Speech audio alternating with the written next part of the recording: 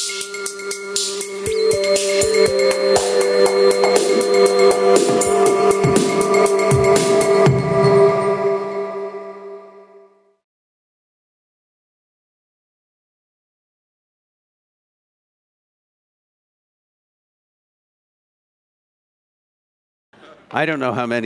ne sais pas combien d'entre vous ont entendu l'histoire du chien qui parle. Il y a un type qui trouve un chien qui peut parler. C'est très excitant, c'est passionnant. Il montre le chien. On s'en fout de ce que dit le chien. On est épaté que le chien peut parler. J'ai l'impression d'être le dinosaure qui parle. Je viens du période jurassique. C'est peut-être pas très important ce que je dis parce que c'est vraiment incroyable que je peux me lever pour parler. Donc, je vais parler un petit peu sur l'histoire de l'Internet, mais j'aimerais surtout parler de là où on va, ce qu'on sait de l'Internet actuellement. Je vais vous ramener un petit peu il y a 40 ans. Le prédécesseur à l'Internet, ça s'appelait l'ARPANET. J'ai été en doctorat à UCLA. Il y a d'autres gens de UCLA ici. J'ai écrit le logiciel pour le Sigma 7 pour se lier au premier nœud de l'ARPANET. C'est dans un ordinateur, c'est dans un musée maintenant, et on pense certains que je devrais être au musée aussi. Voici 30 ans plus tard, l'Internet explose. C'est des centaines de milliers de réseaux. Chaque couleur, c'est un différent réseau, système autonome. Et ce qui est incroyable avec tout ça, c'est que ça ne fonctionne seulement parce qu'il y a des standards, que les gens observent de façon volontaire et ils coopèrent ensemble pour faire fonctionner ce réseau. Il n'y a pas d'autorité centrale qui fait en sorte que l'Internet fonctionne. C'est la conséquence de la décision des gens qui voulaient travailler et travailler ensemble. Ça a énormément grandi. C'est par facteur d'1 million, plus d'1 million en fait, depuis les premières implémentations. Quand on a allumé l'Internet la première fois, c'était lancé janvier 83. Il y avait 400 ordinateurs. Maintenant, il y a un plus gros numéro. Maintenant, ce numéro est assez bas. C'était janvier 2008. En janvier 2009, c'est 625 millions de machines qui sont visibles publiquement. Cela ne comprend pas les portables, des trucs, les assistants numériques personnels. Ça ne comprend pas non plus les ordinateurs cachés derrière les murs de feu, les barrières. Les pare-feux. On peut dire quand même pas mal de ces ordinateurs. Il y a quand même beaucoup de ces ordinateurs sont cachés derrière les pare-feux, en fait. Les gros centres informatiques sont cachés.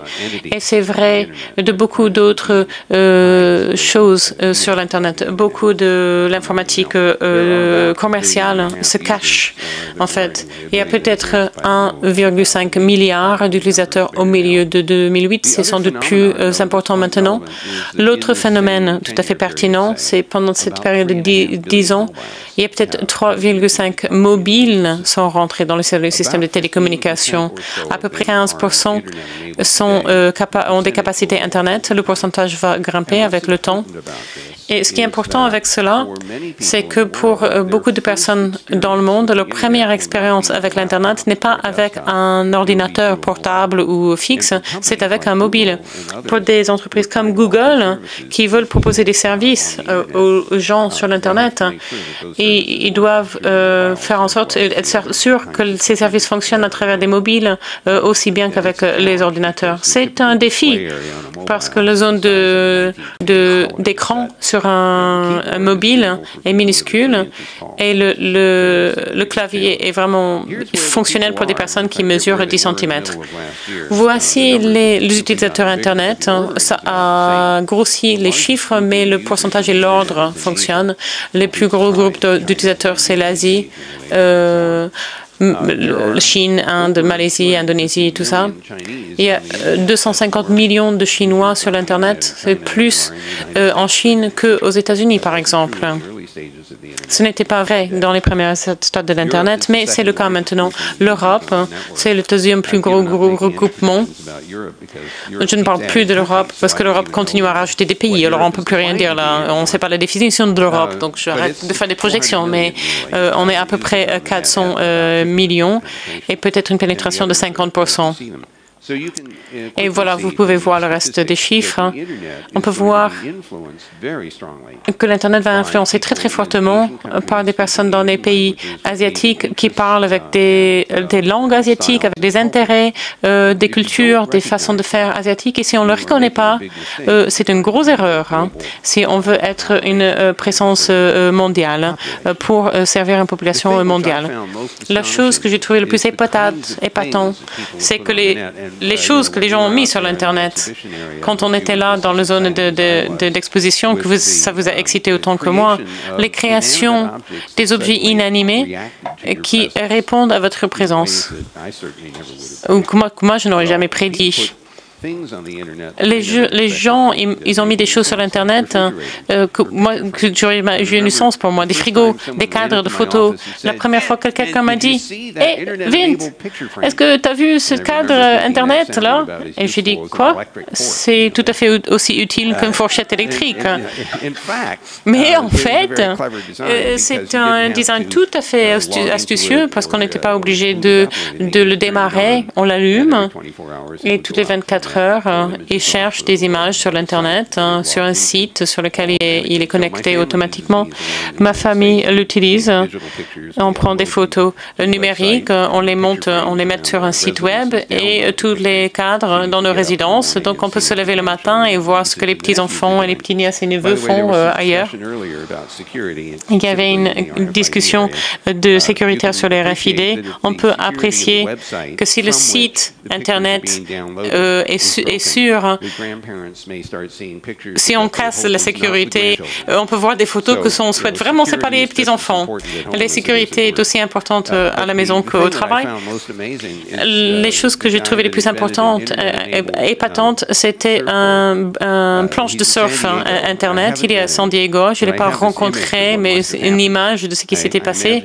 Je l'imagine là sur l'eau qui attend une vague en disant si j'avais un portable dans ma planche de surf, je pourrais surfer l'Internet en attendant de surfer les vagues.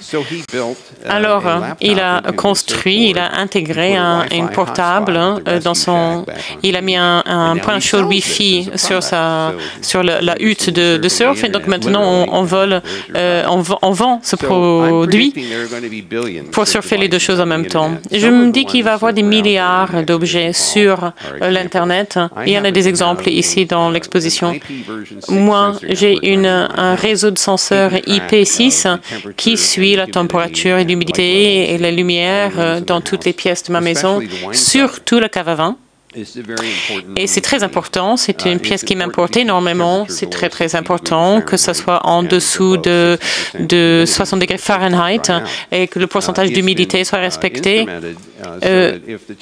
C'est mis en place de façon à ce que si la température dépasse le seuil de 14 degrés, on a une alerte sur mon mobile. Ça m'est arrivé quand j'étais au laboratoire national Argonne, mon mobile m'a téléphoné, bling bling bling, c'était la cave à vin.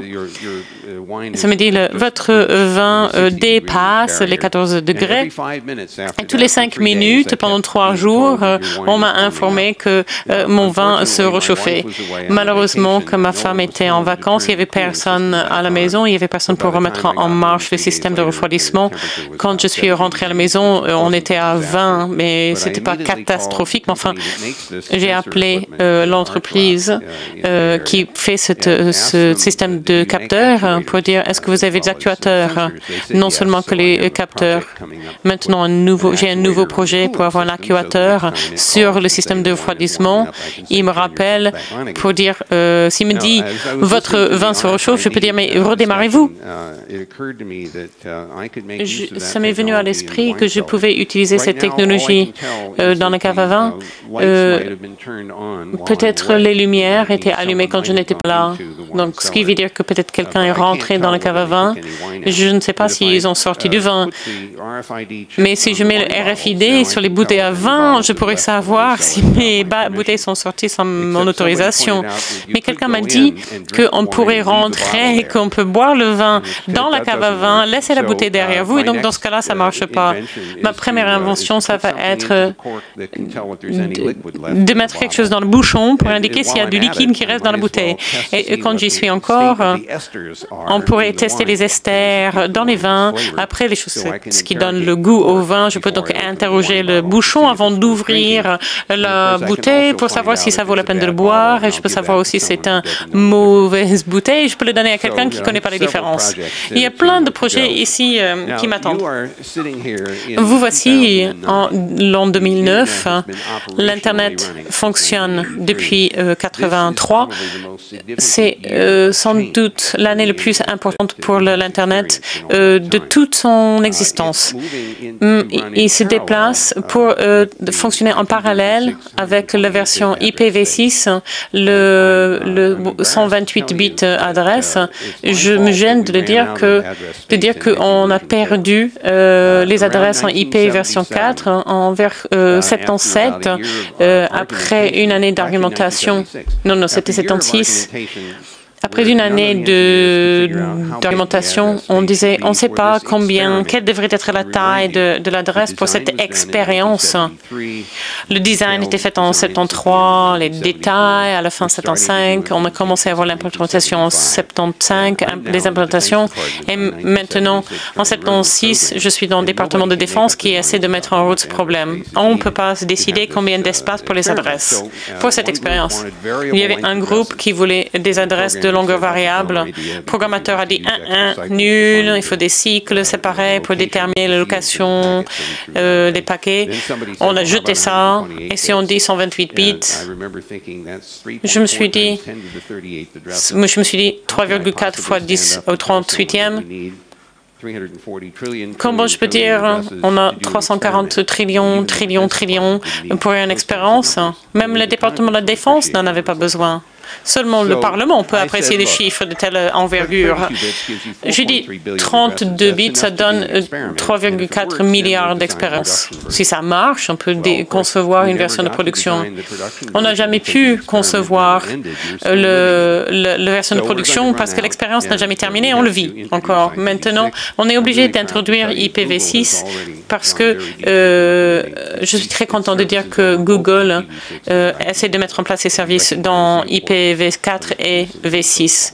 C'est très important d'introduire le nouveau protocole. Il y a d'autres choses qui se passent pour améliorer la sécurité. Je suis sûr que vous le savez. Le système des noms de domaine est assujetti à des problèmes, des différentes pénétrations. C'est de changer les adresses IP qui revient pour une recherche de nom de domaine.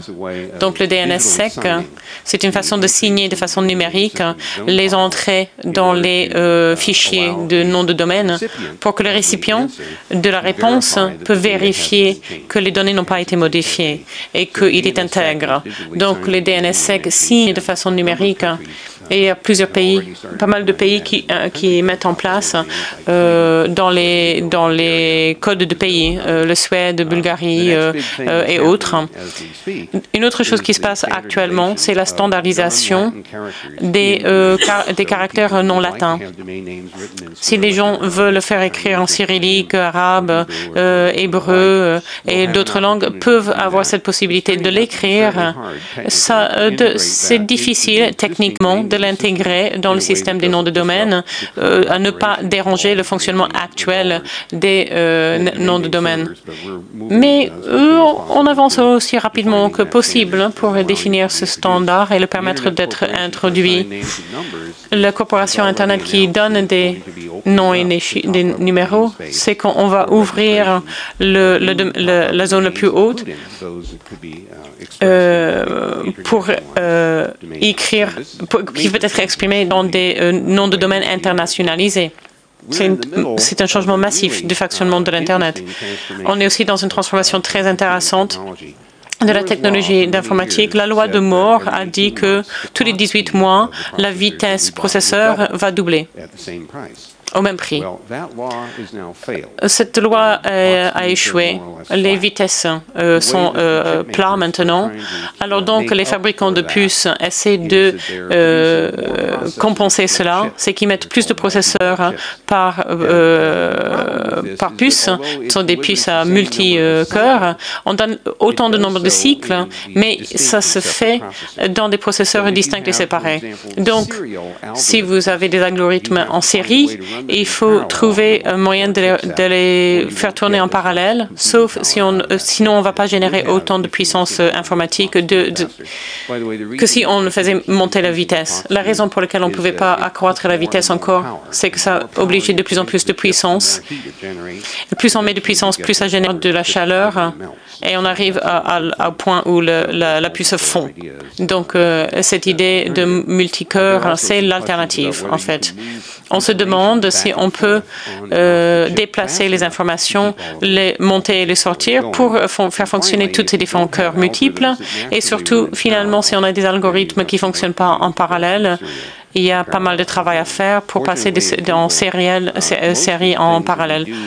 Chez Google, la plupart des choses qu'on fait pour vous, on peut les envoyer en parallèle. Chaque recherche est indépendante, donc on peut quand même fonctionner avec ces puces. Des bases de données conventionnelles relationnelles ne sont pas d'échelle, ne sont pas extensibles en fait. C'est vraiment des opérations très très grande échelle en fait. Des grandes collections de données sont générées.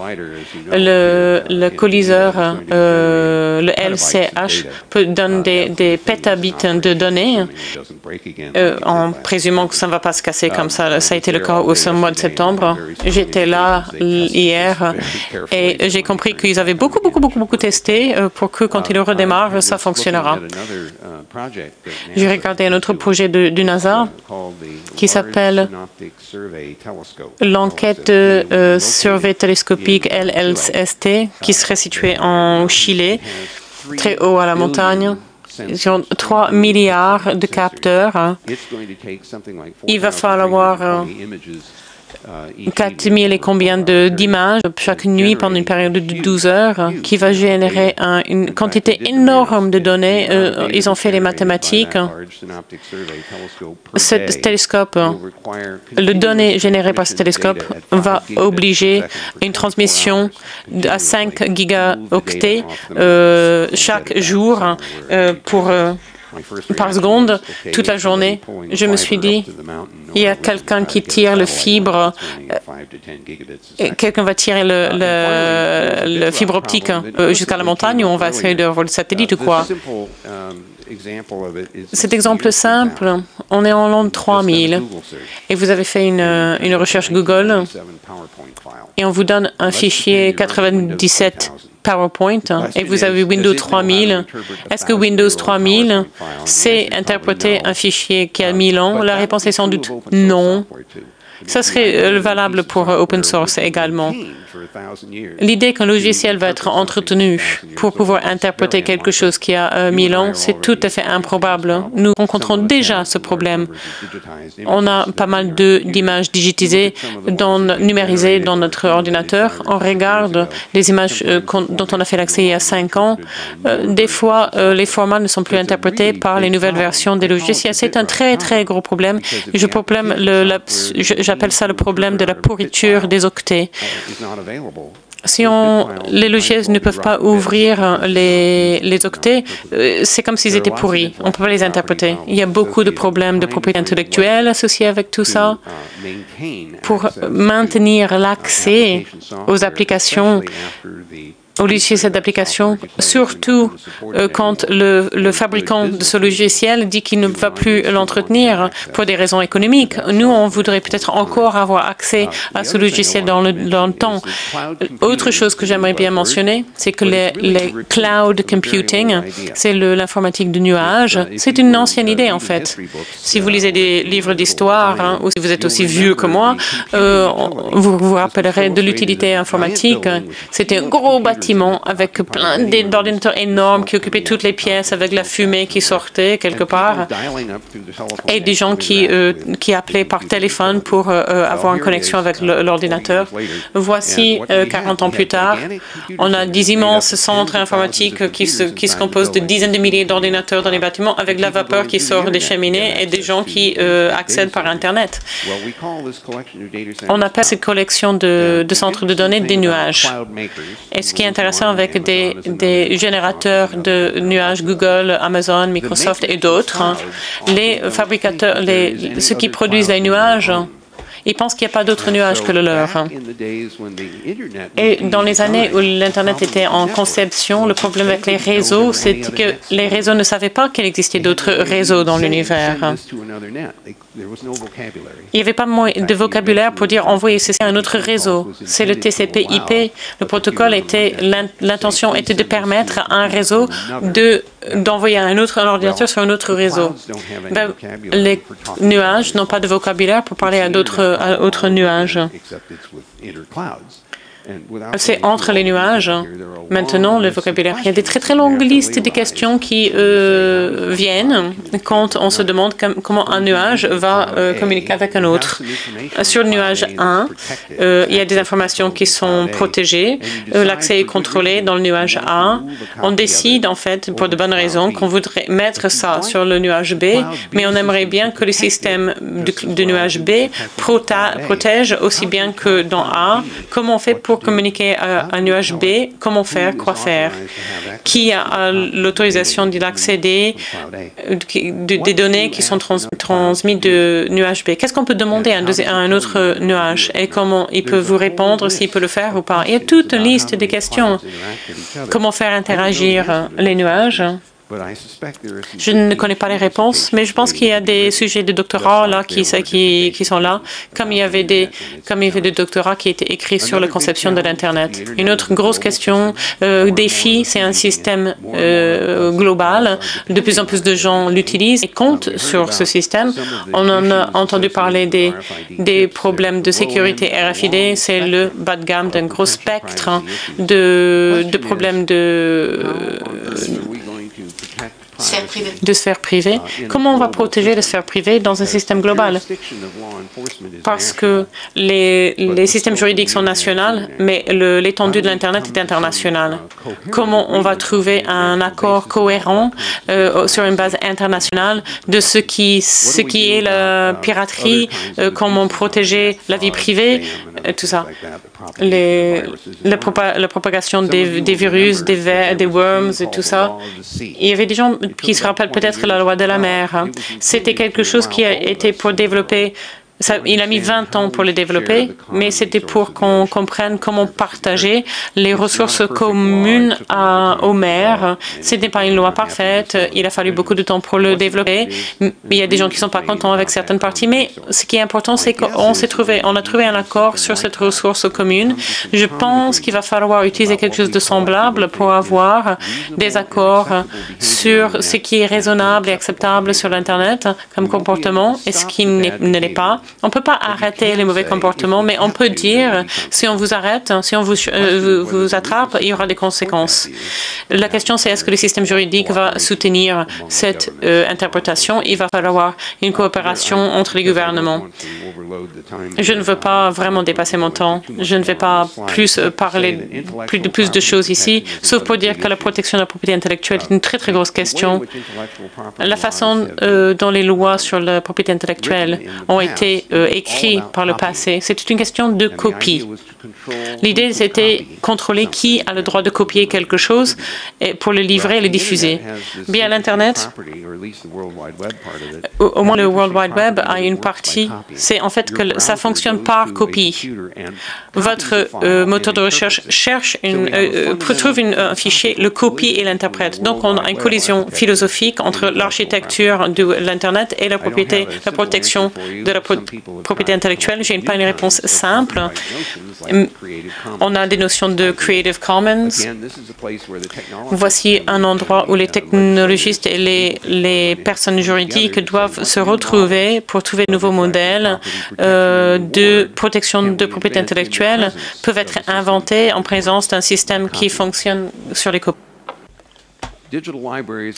Les bibliothèques numériques sont une autre chose qui commence à émerger parce qu'il y a de plus en plus de matériel qui est produit sous forme numérisée ou bien qui est scanné et digitalisé par la suite. Donc Google est très impliqué dans ce travail, beaucoup d'autres encore, et je pense que plus le temps passe, nous pourrons espérer que la plupart des œuvres seront disponibles sous forme numérisée comme elles le sont sous forme physique ou imprimée. J'aimerais juste dire une chose qui me paraît fascinante. John McCarthy, qui était à l'université de Stanford, qui est l'inventeur de l'intelligence artificielle, a fait un commentaire il y a environ 15 ans dans une discussion sur les bibliothèques numériques. Il a dit, d'ici à 100 ans, les gens vont dire, est-ce que vous savez qu'il y a 100 ans, on avait des livres qui ne se parlaient pas les uns aux autres. Imaginez que les livres sont capables de communiquer parce qu'ils font partie de Internet et ils s'actualisent. Bon, moi j'ai trouvé ça un petit peu inquiétant parce que le livre conventionnel, si vous le lisez, vous pouvez vous souvenir que voilà la page avec la tache de moutarde, il y a un commentaire important. Mais et puis si vous pouvez, le livre c'est réécrit et que vous pouvez plus retrouver cette tache de moutarde et puis le passage.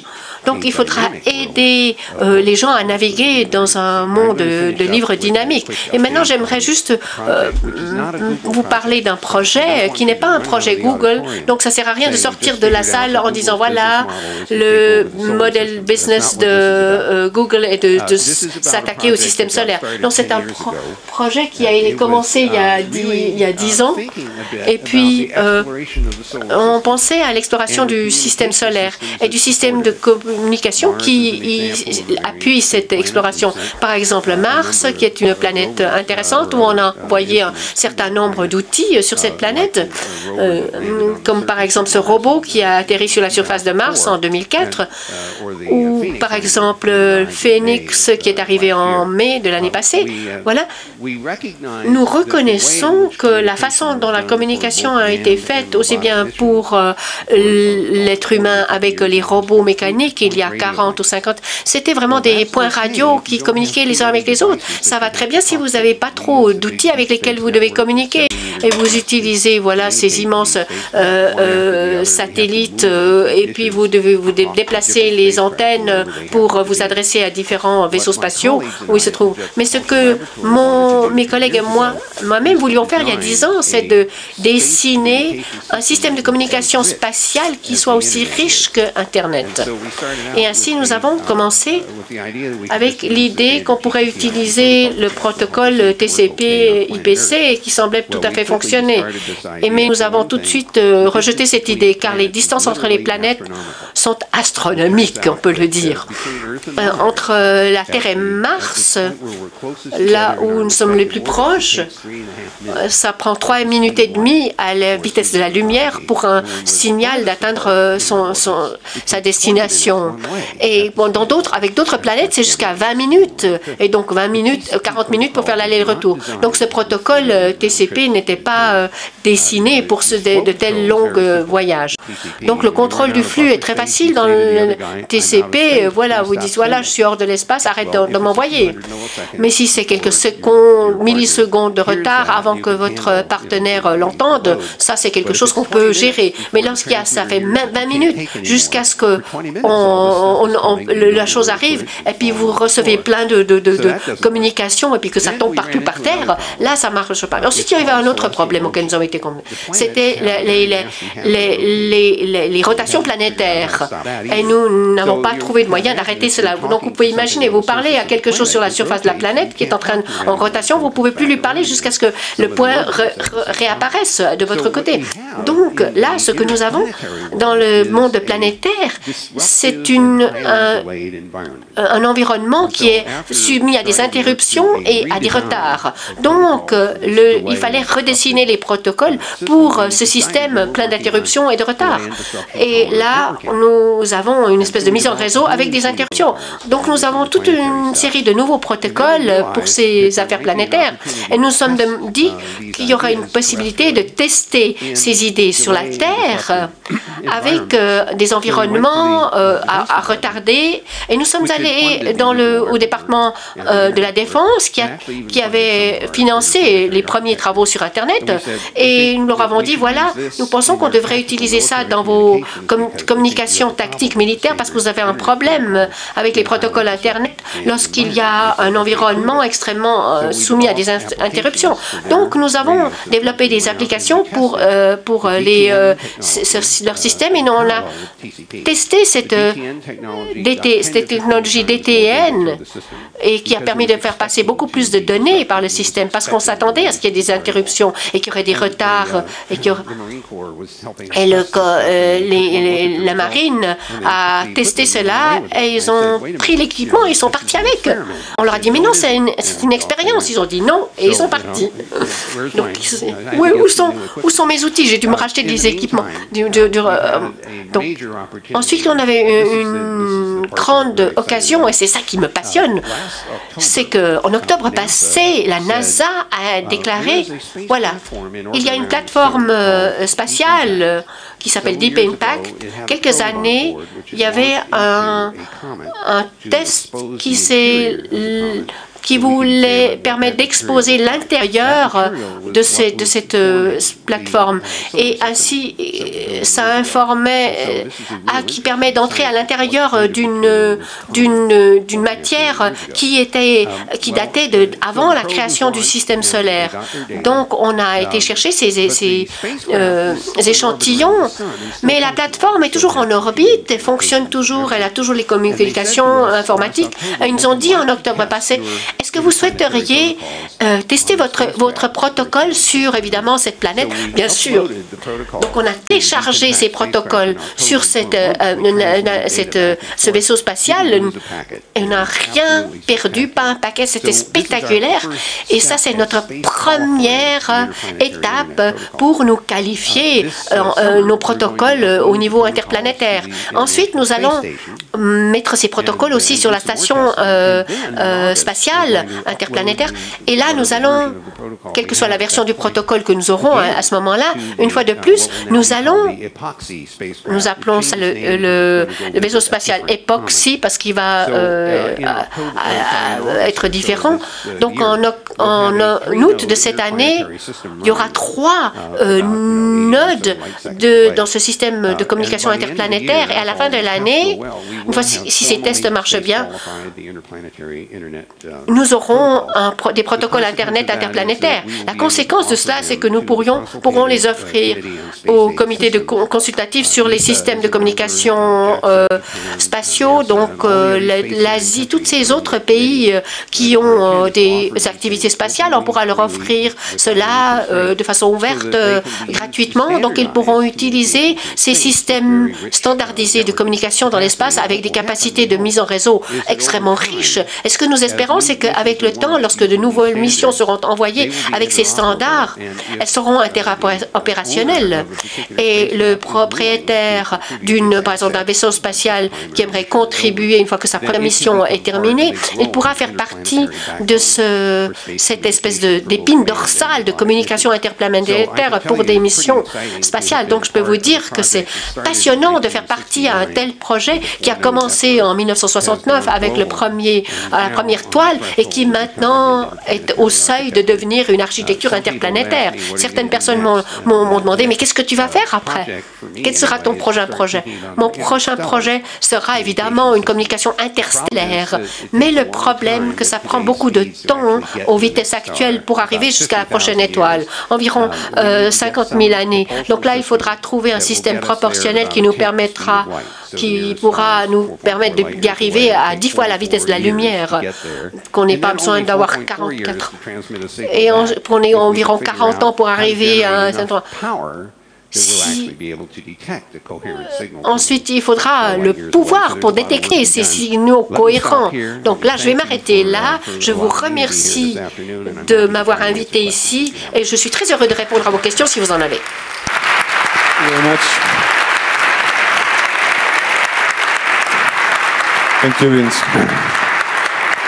Merci, Bint. C'est pour les VIP. Bon, c'est pas un Lafitte 1961. Oh, dommage. Bon, on va essayer avec notre petit test. Ça a très bien marché. On a des questions. Est-ce que vous êtes heureux? Et si oui, pourquoi? Si ça avait été un Lafitte 61, oui, j'aurais été très heureux. Oui, la réponse est je suis très heureux pour différentes raisons. D'abord, ce que Internet a démontré, c'est que les gens veulent coopérer les uns avec les autres pour faire quelque chose de plus grand qu'eux-mêmes. Ensuite, Tim Berners-Lee, en inventant la toile, montrait que nous étions d'accord de partager nos informations. Et vous savez, c'est le partage de l'information qui a le pouvoir et non l'information. Et la toile l'a démontré. Donc je suis très heureux de voir se produire cela. L'idée que toutes les informations du monde, y compris les choses que nous savons, sont disponibles au bout de nos doigts, ça c'est quelque chose d'absolument enthousiasmant. Ensuite, je suis très heureux de travailler à Google, chez Google. Il y a environ 20 000 personnes qui travaillent pour Google. Ils ont commencé il y a 10 ans avec 2 personnes.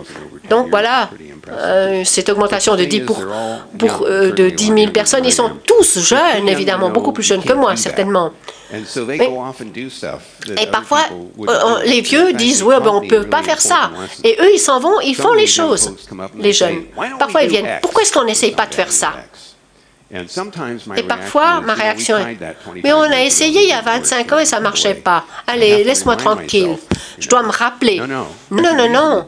Il y a une raison pour laquelle ça n'a pas marché il y a 25 ans. Et peut-être que cette raison n'est plus correcte. Donc, retournons et regardons ce qui se passe, parce que peut-être c'est la bonne chose à faire. Donc, je suis très heureux de ça. Deuxième question, c'est comme vous voulez. Vous prenez les questions que vous voulez.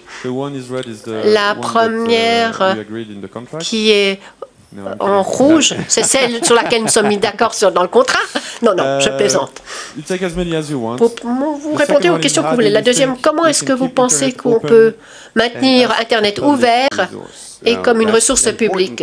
Ça, c'est important à faire et je pense que ce sera très difficile. Et il y a des pressions étonnantes sur Internet que nous n'avions pas au moment des premiers développements. Les gens qui ont développé ces réseaux étaient en quelque sorte une collection de gens un peu spéciaux, disons, qui partageaient des informations, qui essayaient de trouver un objectif commun, qui dans ce cas était, est-ce que ça peut fonctionner ce truc? Est-ce qu'on peut le faire fonctionner? Ça, c'était très important. Et lorsque c'est devenu une entreprise commerciale, un système planétaire, mondial, et que ça a pris de l'importance du point de vue économique et politique, alors il y a un certain nombre de pressions qui s'exercent sur ce réseau pour essayer de le contrôler, de contrôler la façon dont les gens l'utilisent. Et ce n'est pas forcément tout mauvais, car il y a des questions de sphère privée, dans ce qu'on sait de ce que vous faites sur la toile, mais il y a également la protection des gens contre des comportements abusifs ou de gens qui disent, voilà, je veux pas recevoir des spams, je veux pas recevoir des virus, etc. Protégez-moi de ça. Ou bien dire au gouvernement, voilà, protégez-moi de ça. Puis il y a tout le système juridique qui doit être adapté pour aider à la protection des intérêts des entreprises et des citoyens. Donc il y a un certain nombre de tensions par rapport à un Internet complètement ouvert et un Internet qui est tellement fermé que plus personne ne peut faire d'expérience, inventer et innover. Donc, quelque part, la voie médiane est là où le réseau est accessible ouvertement. On peut essayer de nouveaux services, de nouveaux produits sans être sanctionné. Donc, certains seront plus ouverts, certains moins ouverts. Moi, je suis très engagée pour faire en sorte que ce réseau soit aussi ouvert que possible, car nous souhaiterions en voir de plus en plus d'idées qui se basent sur l'utilisation de cette technologie. Est-ce que vous pensez que le web sémantique deviendra une réalité dans un jour? Il faudra... Et est-ce qu'on peut... C'était un secret, là, ce que vous venez de divulguer, Vint. Pour le 20e anniversaire. Non, je plaisante. Si je n'arrête pas, il faudra aller à la 4e question. Est-ce que Google est vraiment le Big Brother? Si on ne s'arrête pas à la 3e question, alors il faut la 4e question. Est-ce que Google est vraiment le Big Brother, le vrai Big Brother? Non, ça ne me gêne pas de répondre à cette question. Bon, pourrez vous arrêter après la 4e question. Donc, le site web sémantique. Je suis désolé pour Tim Berners-Lee parce que l'idée de ce web sémantique avançait aussi vite que IPv6 sur Internet, ce qui veut dire que ça avançait vite. Et ensuite, j'ai réfléchi, je suis plus optimiste sur la façon de comprendre cette idée. Lorsqu'on fait une page web, une référence avec un hyperlien, ce que l'auteur de la page web dit qu'il y a quelque chose là-bas qui est également intéressant, peut-être pour quelqu'un qui est venu sur ma page web. Donc, un tiers dit, voilà, va regarder, là, ça peut être une information utile. C'est ainsi qu'on fonctionne, c'est ainsi que Google essaye de voir quelles sont les choses plus intéressantes que d'autres. Imaginons qu'on puisse aussi insérer dans une page web un hyperlien sémantique. Ce n'est peut-être pas tout à fait le terme, mais donnez-moi un peu de marge là. On prend le mot jaguar. On sait que jaguar, ça peut être un animal, un système d'opération, ou bien une voiture.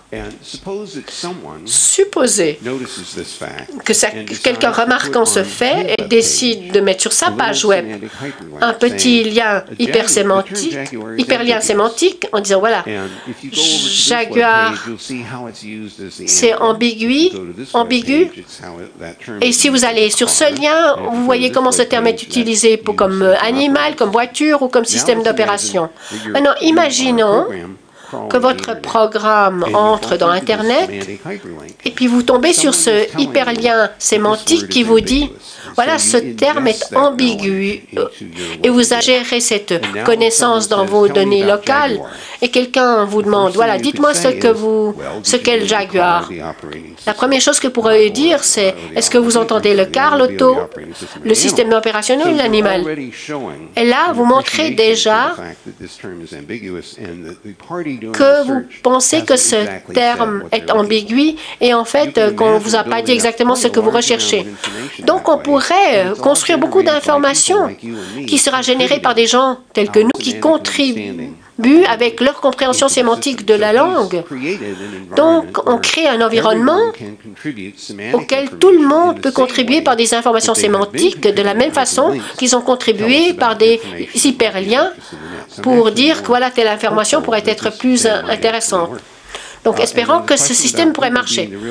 Et ensuite, Google, le vrai Big Brother. Non, je ne pense pas que c'est le cas et j'espère que ça ne deviendra pas non plus. J'espère, et je pense que vous pensez que ça ne deviendra pas. Je pense que Google, c'est simplement un endroit dans lequel on indexe les informations des autres gens, on fait une taxonomie et en fait où les gens gèrent les informations. Puis la question est de savoir comment on gère et comment on protège bien. Si tous vos emails sont en Gmail et tous les autres sont en Google Docs, une des choses que vous espérez, et on essaye vraiment d'assurer cela, c'est que ça soit séparé, que les accès soient séparés à toutes ces informations. Nous reconnaissons qu'à moins de le faire très bien, aucun d'entre vous ne sera satisfait des services de Google. Nous reconnaissons aussi à quel point la sphère privée est importante pour beaucoup. Certaines personnes viendront me trouver en disant « Je ne suis pas très heureux de Gmail. Pourquoi? Parce que vous lisez les textes de mes messages. Et puis ensuite, vous y mettez des pubs qui sont liées aux textes de mes messages. Ça veut dire que vous lisez mes emails. Et puis, je leur dis, je les explique, c'est un programme qui cherche des mots mots-clés dans vos mails et qui cherche des publicités qui ont ce mot dans vos mails. Ça on ne sait pas de quoi vous parlez. On sait juste que ce mot était dans votre message et ce mot était là et c'est associé à une publicité. C'est des schémas, c'est tout ce que nous regardons. Il n'y a pas d'autre fonction. Et s'ils continuent d'être insatisfaits, alors il ne faudrait peut-être pas utiliser Gmail et aller ailleurs, mais avant de le faire, j'aimerais juste vous rappeler que partout où vous allez, pour avoir un service email, il y a un programme. Et ce programme regarde tous les mots de votre mail et c'est ainsi que ça fonctionne. Ça déplace une donnée d'un autre. Si vous ne voulez pas de programme qui regarde dans vos emails, alors là, vous avez un problème. Parce qu'alors, vous devriez utiliser aucun email. Parce que tous les programmes sont nécessaires pour faire des emails. Donc, il y a beaucoup de ces malentendus.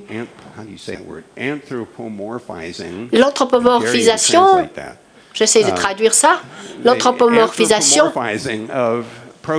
de ces programmes. Et ça, il faut comprendre qu'un programme, ce n'est pas une personne.